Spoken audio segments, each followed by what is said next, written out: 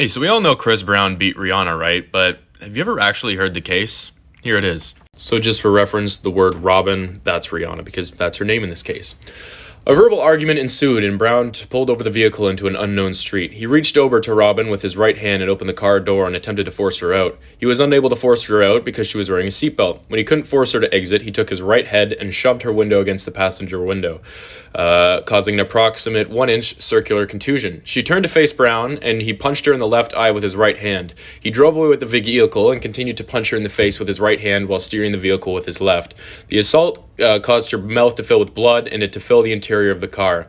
He looked at Robin and said, "I'm going to beat the shit out of you when we get home. You wait and see." She picked up her phone and called her assistant. She didn't answer, but while the voicemail was playing, she pretended to talk to her and said, "I'm on my way home. Make sure the cops are there when I get there." After she faked the call, Brown looked at her and stated, "You just did the stupidest thing ever. Now I'm really going to kill you." He resumed punching her, and she interlocked her fingers behind her head and brought her elbows forward to protect her face. She bent over at the waist, placing her elbows and face near her lap in an attempt to protect her face and head from the barrage of punches being levied by Brown. He continued to punch Robin on her left arm and hands, causing her to suffer a contusion on her left tricep.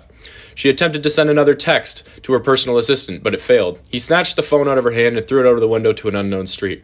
He continued driving, and Robin observed his cell phone in his lap. She picked up the phone with her left hand, and before she could make a call, he placed her in a headlock with his right hand and continued to drive with the vehicle. Brown held her close to him and bit her on the left ear. She was able to feel the vehicle swerving from left to right as he sped away. He stopped the vehicle in front of an address, and she turned off the car, removed it, and sat on the keys.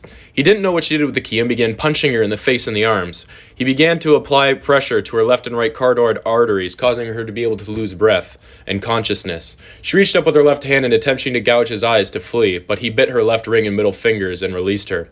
While he continued to punch her, she turned around to place her back against the passenger door. She brought her knees to her chest and placed her feet against him, pushing him away. He continued to punch on her legs and feet, causing several contusions. She began to scream for help, and Brown exited the vehicle and walked away. A resident of the neighborhood heard her pleas for help and called 911. How the fuck is this guy still famous?